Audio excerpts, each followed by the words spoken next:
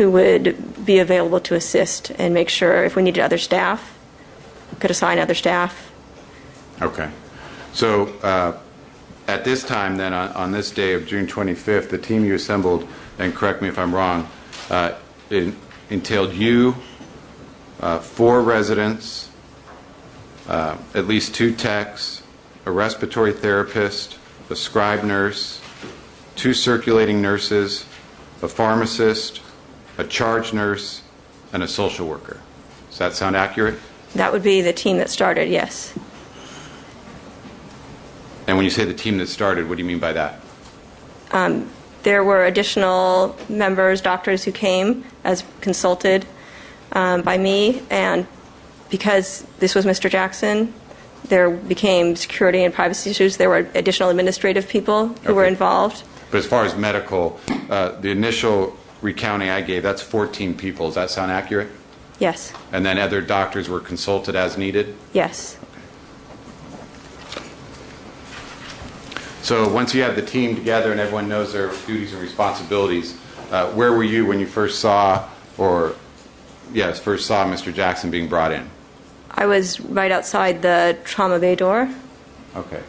And is that the trauma bay door would be then what you previously identified to the right of People's 50? Is that accurate? That would be accurate. Okay, so were you in this hallway here? Yes. And were you looking outward through these glass doors? Yes.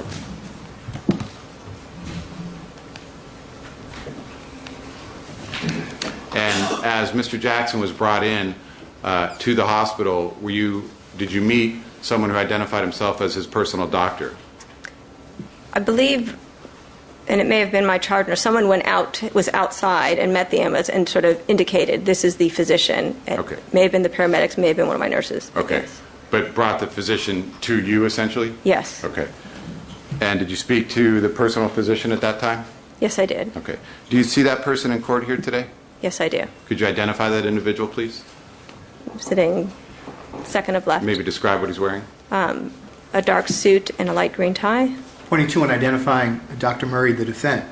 Thank you, Your Honor. Thank you. And as the emergency room doctor, and knowing that a personal physician was present at the house and was present at UCLA, what is your main goal at that point as far as getting information from the personal physician? So my main goal is to manage the care of Mr. Jackson. And to do that, I took an initial brief history to try and get as much information as possible while the paramedics were transporting the patient from their gurney to our gurney, and the patient was being placed on our equipment. Okay. And did you, then while they're transferring Mr. Jackson into the trauma room and transferring from one gurney to your work area, were you speaking to Dr. Murray? Yes. What did you ask him? I asked what happened. What did he tell you? I was told that Mr. Jackson had been working very long hours, and Dr. Murray thought he had been dehydrated, and that he had given the patient an IV and administered 2 milligrams of lorazepam. Okay.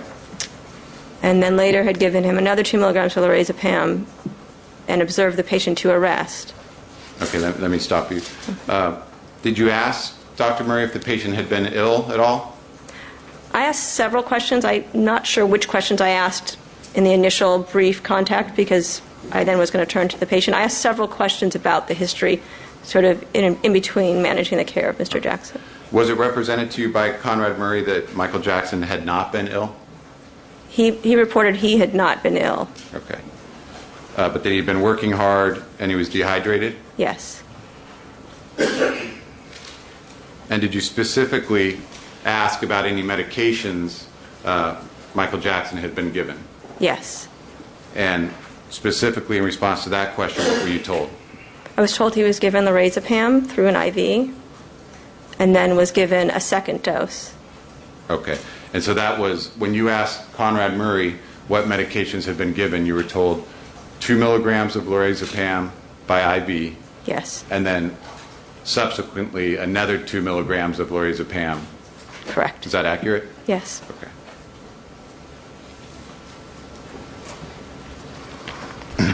Were you ever told at any point in time about any medications by Conrad Murray other than the lorazepam? No.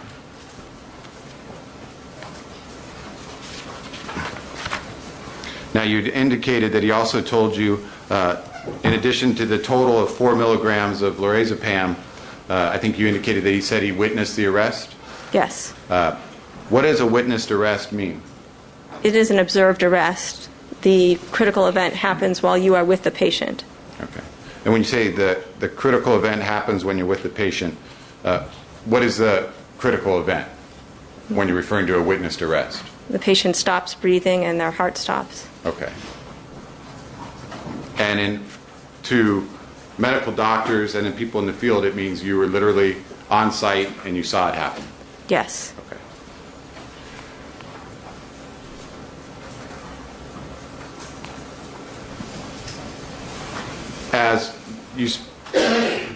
Were there reoccurring conversations with Conrad Murray as you're treating Mr. Jackson? Yes. Okay. At any time during your attempts to save Mr. Jackson, did Conrad Murray present you with any medical records or any documentation of any vital signs or any medical documentation whatsoever? No.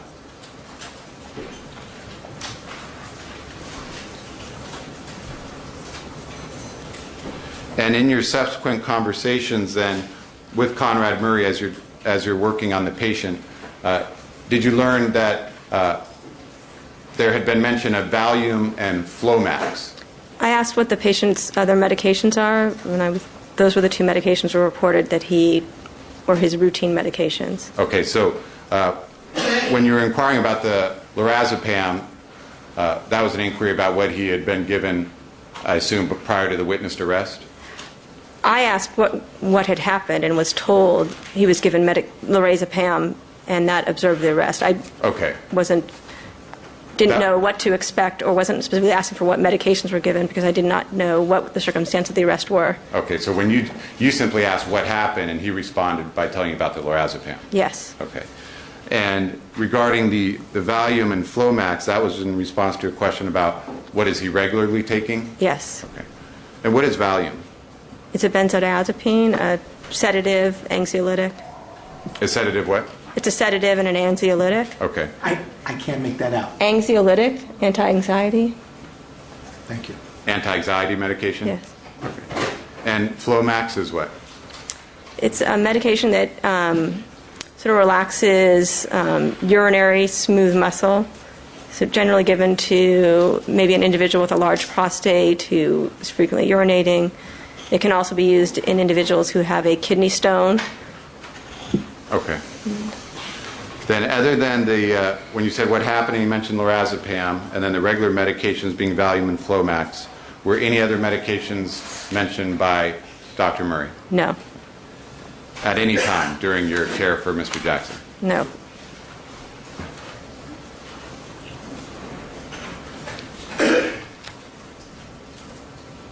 Did you make an inquiry about any past medical history? Yes. What did you ask? I asked what other medical problems Mr. Jackson had, if he had any cardiac history, if he had ever had a history of a blood clot, if he had any history of drug use. And in response to that question regarding medical history, what were you told? No to all of them. Did you ask about any seizure history? When I was attempting to determine what had happened with the arrest, I went back and asked about further details and asked if he witnessed seizure activity when he witnessed the arrest, if the patient had complained of chest pain associated with the arrest, and I was told no. Okay.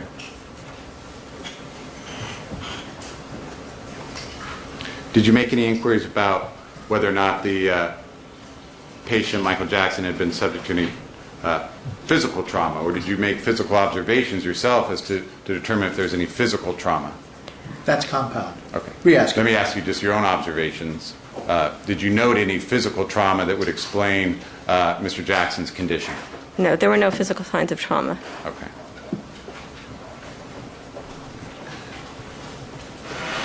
Now, from your own personal observations, what was Mr. Jackson's condition upon arrival at UCLA? His condition was as described by the paramedics. He was clinically dead. He did not have a pulse. The rhythm on the cardiac monitor was what I would call as wide, slow, an agonal heart rhythm, What does that mean? sort of a sign of a dying heart. Okay. His pupils were fixed and dilated. When you say a sign of a dying heart, but you also said he was clinically dead, can you Yes. explain that? The heart muscle is contractile, and it also has its own intrinsic electrical activity. And so the heart may still produce a signal, and we call it pulseless electrical activity, but clinically there is no pulse or sign of life. Okay. So he was clinically dead. I believe you said his eyes were fixed and dilated. Yes. Was there any spontaneous respiration? No.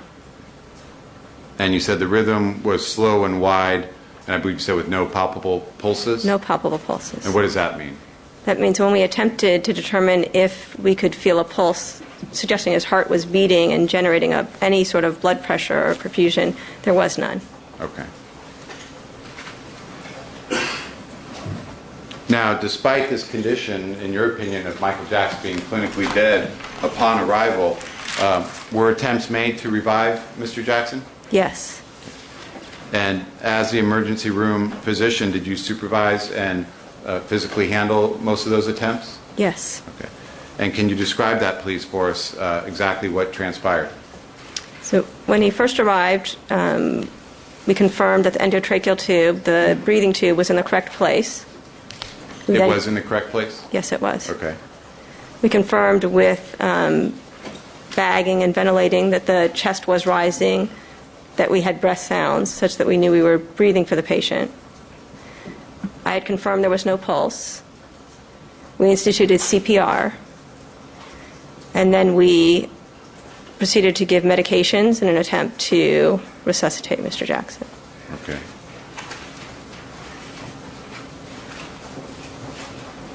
So the endotracheal tube, how were you able to confirm that that was correctly placed? By direct visualization. Okay, and what is it that you would see? You would put a blade, it's called a laryngoscope blade, and you directly look to see that the endotracheal tube is actually going through the vocal cords into the trachea. Okay, and that's what you were able to confirm? Yes. Is that yes? That's correct. And did you utilize an ultrasound at that point? We did early on use an ultrasound to examine the heart. Okay. And can you explain that device and what the purpose of that was? In the emergency department, we will frequently perform limited ultrasound. I guess the most common reason people think of an ultrasound is when you're doing sort of prenatal care and looking at a baby. It is a device that is used by cardiologists. I'm having a little trouble hearing. Could you repeat that? Yeah, I think most people would consider an ultrasound as what we look at when we're looking at a baby. It's different than an X-ray. It gives us information about the chambers of the heart. Cardiologists would perform an echo. They do echo, which is that type of ultrasound. It's much more detailed than the limited ultrasound that we perform in the emergency department. Okay. Looking at what was marked People's 47, may we dim the lights, please, Your Honor? Please.